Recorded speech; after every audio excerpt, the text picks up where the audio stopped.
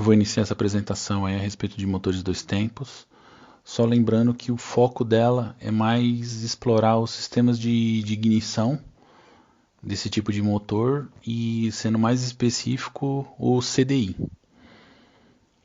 Então eu vou começar falando da combustão e eu vou tentar sempre fazer um paralelo de coisas que a gente vê no dia a dia, para ficar um pouco mais intuitivo.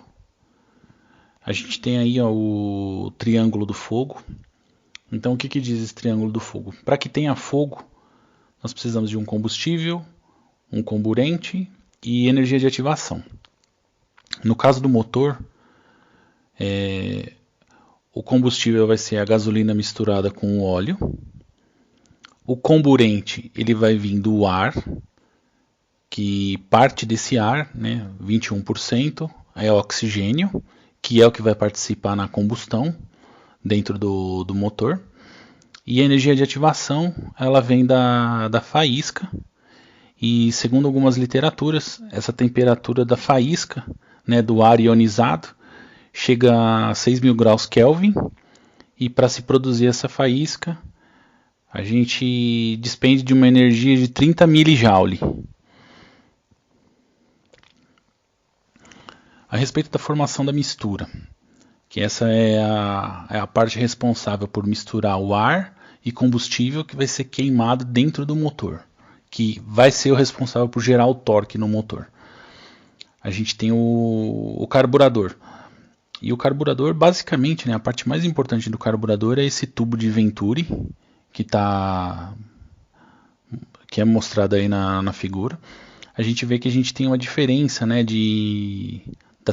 da secção transversal desse tubo. Então as pontas dele, o tamanho é maior e no meio você tem um estreitamento. Segundo a lei de Bernoulli, nesse estreitamento você vai ter um aumento da velocidade do ar e uma redução da pressão estática ali na parede do tubo. Então essa redução da pressão ela vai fazer com que o combustível ele seja aspirado, ele seja arrastado junto com o ar. Então, não tem ali no diagrama, mas a gasolina ali no caso a cuba, ela está submetida à pressão atmosférica.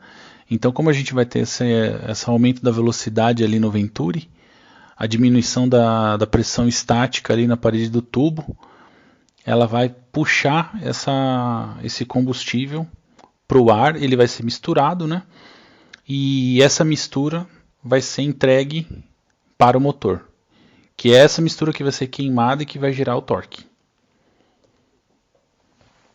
Bom, a gente tem vários aspectos aí que vão implicar na qualidade da faísca, de quão difícil vai ser para gerar a faísca no motor. Então, eu só vou dar uma explanada bem rápida nesses gráficos aí.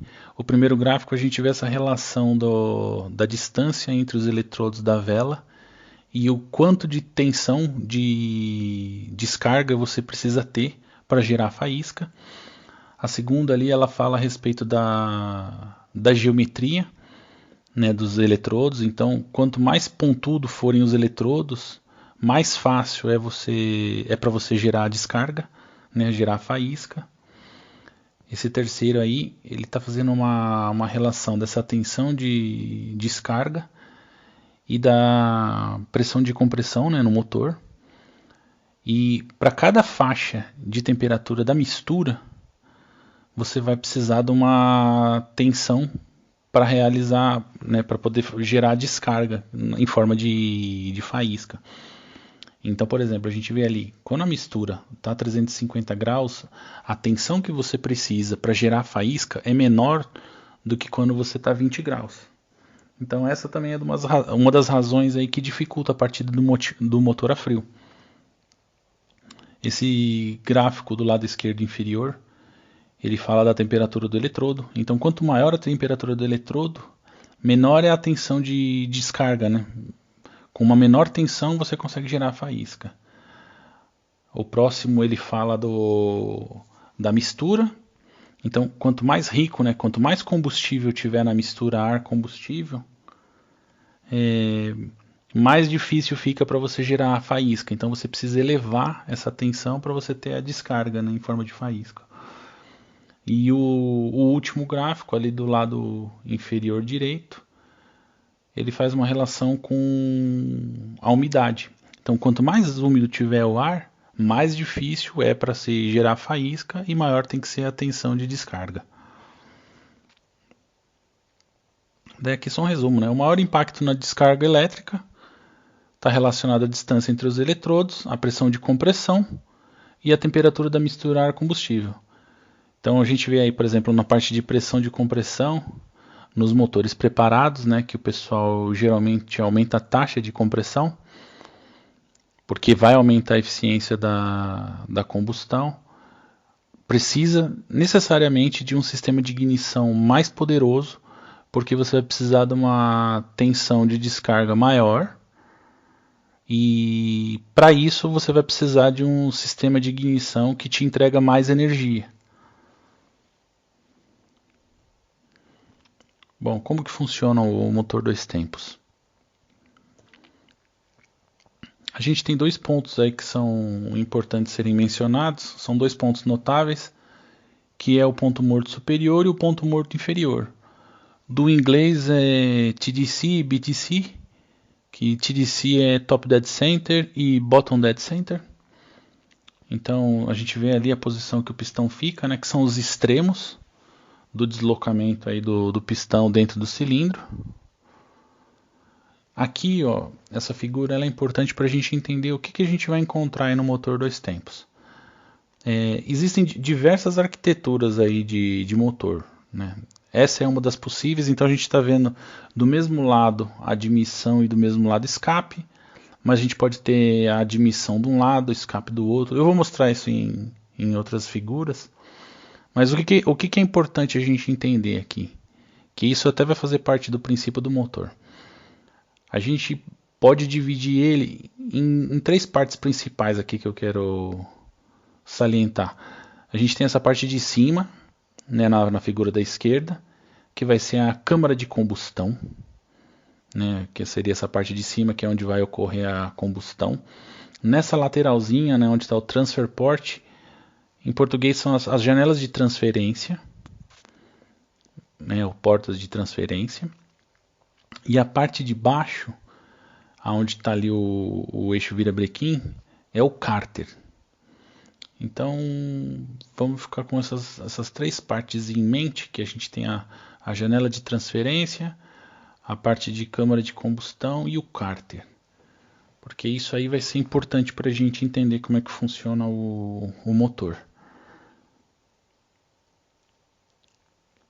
Aqui eu vou fazer uma analogia com algo que a gente vê aí no dia a dia, para a gente poder entender como é que funciona o motor. Quando a gente fala, né, que o motor aspira o ar, como que ele aspira o ar, por que ele aspira o ar, e como é que ele joga os gases, né, resultantes da queima pelo escapamento, por que tem aquele ruído, né, aquele som. Então eu vou fazer uma analogia aqui com seringas, que é um negócio que a gente tem aí no dia a dia e que é fácil de visualizar. Então vamos imaginar aí nessa figura da esquerda, a gente tem ali uma pessoa tampando a ponta da seringa, né? Em todas as condições a tampa da seringa vai estar tampada, né? Vai estar selada hermeticamente, que isso vai ajudar na nossa análise, para facilitar a coisa. Então na primeira figura ali, quando eu estou com o êmbolo todo deslocado, as moléculas do meu gás ali, dentro da seringa, elas estão com um movimento relativo ali alto, elas estão espaçadas. No segundo ali, quando a gente desloca o êmbolo para dentro, reduzindo o volume, a gente tem as moléculas mais próximas, um movimento relativo menor, porque ali elas estão numa pressão mais elevada. Para descrever isso de maneira matemática, a gente tem a equação de Clapeyron, só que essa equação de Clapeyron, ela tem um porém, ela é uma equação para gases ideais. Quando a gente faz essa análise a respeito do motor nós não estamos tratando de gases ideais. Então nós temos equações que se baseia nesse princípio, mas ela tem um rebuscamento matemático melhor, apropriado para uma condição não ideal. Só que a gente não vai usar isso e a gente vai usar essa simplificação matemática, física, química, né, na verdade, e vai ser suficiente para a nossa análise aqui. Pelo menos a gente tem uma noção de magnitude, que é isso que eu quero passar. Então a gente vai ler já no final, eu coloquei lá que a pressão é uma constante vezes a temperatura dividido pelo volume do gás, né? Tudo do gás. Então o que eu quero salientar ali que é importante, que a pressão e volume eles são inversamente proporcionais. O que quer dizer? Quando um aumenta, o outro diminui, ou se um diminui, o outro aumenta. Vamos ali para a figura do lado direito. De novo, né, que nem eu falei, as seringas elas estão fechadas. Então na primeira a gente tem um volume deslocado ali, ó, de 40 ml. Então para 40 ml nós temos um volume inicial ali, que seria 40 ml, e nós temos uma pressão inicial que não vem a gente não precisa saber qual que é a pressão inicial ali, mas só para a gente ter uma noção de magnitude. Quando eu mudo a posição desse êmbolo, né, eu expando ele, eu aumento o volume ali livre, o volume de gás ali dentro da seringa, o que acontece? Ó? Na segunda posição, eu fui para uma posição de 60 ml. Eu aumentei o volume. Quando eu aumento o volume, conforme eu havia falado lá, né, de acordo com a equação de Clapeyron, eu sei que a pressão ela diminui. Então, se eu diminuir o volume, eu aumento a pressão. Se eu aumento o volume, eu diminuo a pressão. Então, nesse caso aí, ó, da posição 1 para a posição 2, eu tive uma expansão de volume e uma diminuição da pressão. E por que isso é importante? Porque o motor vai trabalhar assim. O pistão ele se movimenta dentro do cilindro e essa expansão ou compressão de volume vai aumentar a pressão interna, né, no cilindro ou vai diminuir. Então a gente tem ali, ó, eu coloquei ali a pressão do gás vezes o volume do gás no qual ele está encerrado ali, dividido pela temperatura do gás, é uma constante. Então, se a pressão diminuiu, o volume subiu, que foi o caso que a gente viu ali. E é legal a gente ter isso em mente, porque eu vou usar esse conhecimento básico para explicar como é que funciona o motor. Bom, aqui a gente tem 6 figuras, então eu vou analisar uma por uma e agora a gente vai conseguir ter uma visão clara, né, de como é que funciona o motor. Então, essa primeira, ó, primeiro tempo, o pistão sobe e fecha as janelas de admissão e lavagem. Então, se a gente olhar ali, ó, onde tem uns tracinhos verde e rosa, aquilo ali seria a exaustão, né? Seria a saída dos gases queimados, né, provenientes da combustão. Então, quando o pistão ele está se deslocando ali para cima, né, vamos imaginar que ó, o motor está girando no sentido horário, conforme tem a seta ali. Então, no que o pistão passou daquele ponto ali, ele já fecha essa janela de exaustão. E o que acontece? Vamos imaginar ali que ele já admitiu o ar, combustível e óleo. E essa mistura, né, que a gente chama, ela vai ser comprimida conforme o pistão vai subindo. Só que o que acontece? A gente vai comprimindo, você precisa fazer um esforço, né, para comprimir essa mistura, porque é o ar, é igual a seringa lá fechada, né, você vai apertar ela e você vai ter uma dificuldade ali, porque você está comprimindo o ar. Então aqui você vai estar comprimindo a mistura, só que ó, ao mesmo tempo que a gente está comprimindo, então a gente tem que pensar assim, ó, a gente pode, que fica fácil de imaginar, a gente divide o motor em duas partes. Ó. Quando você sobe, né, com o pistão, ele vai para o ponto morto superior, ou em direção ao ponto morto superior. Ao mesmo tempo que eu estou diminuindo o meu volume ali na câmara de combustão, no sentido oposto ali no cárter, eu estou tendo uma expansão de volume. Então, acontecem duas coisas aqui de maneira antagônica. A parte de cima, a pressão vai subir, e a parte de baixo, a pressão vai descer. Porque na parte de cima eu estou diminuindo meu volume, aumentando minha pressão. Na parte de baixo eu estou expandindo, aumentando meu volume, consequentemente diminuindo minha pressão. Se esse volume aqui de baixo, né, ele aumentou porque o pistão se deslocou em direção ao ponto morto superior, se a pressão aqui baixa em relação à atmosférica, o que acontece? Eu tenho um fluxo de ar para dentro do motor, em direção ao cárter. E é o que está acontecendo ali. A gente está vendo esses tracinhos verdes. É a mistura entrando para dentro do motor em direção ao cárter. Então, conforme o pistão está subindo e comprimindo a mistura de ar combustível, outra parte está sendo admitida e ela está indo em direção ao cárter. No mesmo tempo que eu comprimo, eu estou admitindo mistura fresca. Daí o que acontece ali, na terceira figura do extremo lado direito? Eu vou ter a combustão. No que eu tiver a combustão, eu vou ter um aumento abrupto da pressão, né, porque vai se formar a chama lá dentro, vai começar a queimar o comburente lá, que no caso é o oxigênio, vai queimar o combustível, que é a gasolina, óleo dois tempos. A pressão vai subir bastante e essa pressão vai exercer uma força no pistão.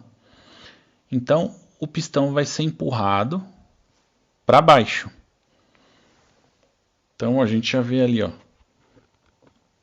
do lado esquerdo inferior, conforme está tendo essa expansão, né, dos gases, que é aumento da pressão ali,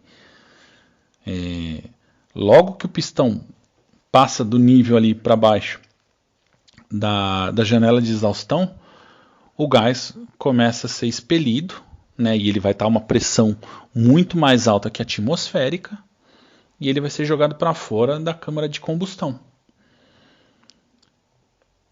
E no mesmo tempo que esse pistão está sendo deslocado para baixo, né, conforme a gente está vendo aqui na figura do lado esquerdo, a gente já pega ali no inferior, no meio, eu estou diminuindo, né, quando o pistão está descendo em direção ao ponto morto inferior, eu estou diminuindo o meu volume aqui, né, do cárter, da parte de baixo do motor, consequentemente está aumentando a pressão. Daí a gente vê a mistura ali, passando pela janela de transferência e sendo jogada para a parte de cima do cilindro. Então, como o meu pistão está vindo em direção ao ponto morto inferior, diminuiu o meu volume aqui embaixo, aumentou a pressão, o ar é empurrado para cima. Daí a gente vê ali aquela geometria no pistão, né, jogando ali a mistura lá para cima. E essa vai ser a mistura que ela vai fazer o quê? Ela vai terminar de empurrar esses gases que foram queimados para fora. Sempre fica, né, um resto desses gases. É impossível estar só com mistura limpa, acaba ficando um residual aqui, que a gente tenta sempre minimizar isso ao máximo. E o que acontece? Daí o ciclo recomeça. Então, por isso que chama dois tempos, que numa volta, né, 360 graus do eixo vira-brequim, a gente tem todos esses ciclos de admissão, compressão, né, ao mesmo tempo ali, e depois tem a expansão e escape numa segunda rodada ali. Mas tudo isso acontece numa volta só do eixo vira-brequim. Então, essa é um ponto interessante do motor dois tempos, que a cada volta você tem um ciclo completo. Aqui, já é uma geometria de motor um pouquinho diferente, que a gente tem essa parte aqui do lado esquerdo é onde estaria o carburador, né? E do lado direito a gente tem a exaustão. Naquele motor que eu fiz a apresentação ali, ele tem as duas janelas do mesmo lado. Então isso aqui é uma forma um pouquinho diferente, né? Uma arquitetura um pouquinho diferente do motor. Mas o princípio de funcionamento é o mesmo. O que a gente vê nesse motor aqui, que é diferente, é aquela válvula verde. O que acontece? Quando o pistão se desloca para cima, em sentido ao ponto morto superior, a gente tem a expansão ali do volume do cárter. Então tem uma diminuição da pressão. O ar entra por essa válvula, que seria uma válvula one way, né, que ela passa só numa direção. Então o ar entra para dentro do cárter. Quando o pistão ele desce, comprimindo, diminuindo esse volume do cárter e aumentando a pressão, o que acontece? O ar fecha essa válvula, trava essa válvula, né, porque teve um aumento de pressão ali. A mistura ela não sai pelo carburador, mas ela vai em direção à janela de transferência e passa para a parte superior lá do cilindro para ser queimada. Então essa válvula é a válvula de palheta que o pessoal fala, que alguns tipos de moto tem. Então a gente vê, por exemplo, em mobilete, nas DTs. É assim que funciona essa válvula. Essa que é a ideia da válvula. É ela não deixar com que a mistura ela seja jogada para fora do carburador. Ela é forçada a passar para a janela de transferência e ela vai para a parte superior do cilindro e vai ser queimada. Aqui é legal, né, que mostra aquela parte do pistão que a gente já viu, que ele tem esse desenho.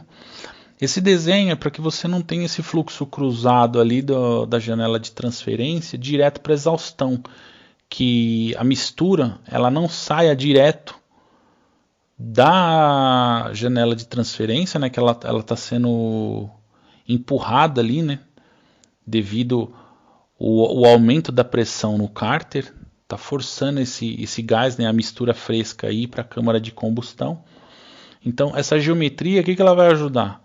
Ela vai ajudar a direcionar esse gás para cima e ele vai ajudar a limpar a câmara de combustão, né, com aquele produto da queima, vai ajudar a expulsar ele e não vai passar direto lá para fora, porque a gente não quer jogar fora o gás, o ar misturado com gasolina e óleo. A gente quer guardar isso para poder queimar e produzir torque no motor. Então essa geometria ela ajuda nisso. E outra coisa que também ajuda é o sistema de exaustão. Porque nesse caso, diferente de um motor 4 tempos, que a gente tem válvula de escape, a gente não tem uma válvula de escape. Então, para evitar com que essa mistura fresca ela saia do cilindro e a gente perca, existe essa geometria, né, que seriam dois troncos de cone, né, com as bases conectadas, que nem a gente vê ali no desenho C. O que essa geometria ela vai possibilitar? Ela vai gerar ondas de reflexão de ondas. Essa reflexão de onda vai gerar uma contrapressão e essa contrapressão ela vai ajudar a manter essa mistura dentro do motor. Então isso daí tem que ser calculado. Esse sistema ele vai responder melhor em algumas faixas. A gente vê ali, né, no gráfico C, ó, que a gente vai ter um pico do torque do motor numa determinada faixa, né, de rotação, por causa desses efeitos que eles vão se acentuar numa determinada faixa. Então quando a gente vê aquelas motos com aqueles escapamentos, né, de alta performance, a gente sempre vai ver essa geometria aí desses dois cones em oposição. E esse volume é calculado, tudo mais, mas a ideia é gerar essas ondas de reflexão. Aqui é um exemplo de um motor elementar 2 tempos, é um motor de walk machine, mas é legal para a gente ver, né, como é que funciona aí. Ele é aquele desenho lá que você tem a admissão, aqui no caso é pela direita, e a exaustão pelo lado esquerdo. Ali a gente tem o pistãozinho com aquele desenho, né, no topo do pistão. A gente tem as aletas aí de refrigeração. É um motor bem simples, porque ele é refrigerado a ar. A gente tem aletas que ajudam a trocar calor ali na parte da região da câmara de combustão, e tem essas aletas aí que elas estão mais no corpo ali do cilindro, né? Ó, ali a gente consegue ver a janela de, acredito que seja de admissão, ali a parte de baixo do pistão. Aqui esses dois buracos que a gente vê do lado do cilindro são as janelas de transferência. Então é por aí que o combustível vai sair, né, o ar e mais combustível, óleo, vão sair da parte inferior do cárter e vão acessar a parte superior do cilindro. Essas são as janelas de transferência. Então, em motores preparados, o pessoal otimiza esse fluxo, aumenta, melhora, né, o fluxo. Mas é uma parte que é bastante delicada, né, e você não pode sair modificando assim a esmo. Aqui do lado esquerdo a gente vê a biela e o eixo virabrequim. A gente tem uma ponta cônica ali, que ela é onde encaixa no volante. A ideia do volante é ser um filtro para o motor. Ele vai atenuar essas oscilações de velocidade angular que o motor tem. Ele vai dar uma filtrada nisso. Bom, é basicamente isso que eu queria falar a respeito do motor dois tempos. O foco dessa apresentação é mais dar uma base do motor dois tempos para a gente poder entender o sistema de ignição e especificamente o CDI, que é onde eu pretendo fazer mais vídeos e mostrar os detalhes a respeito desses sistemas de ignição. Tá certo? Muito obrigado. Espero que ajude.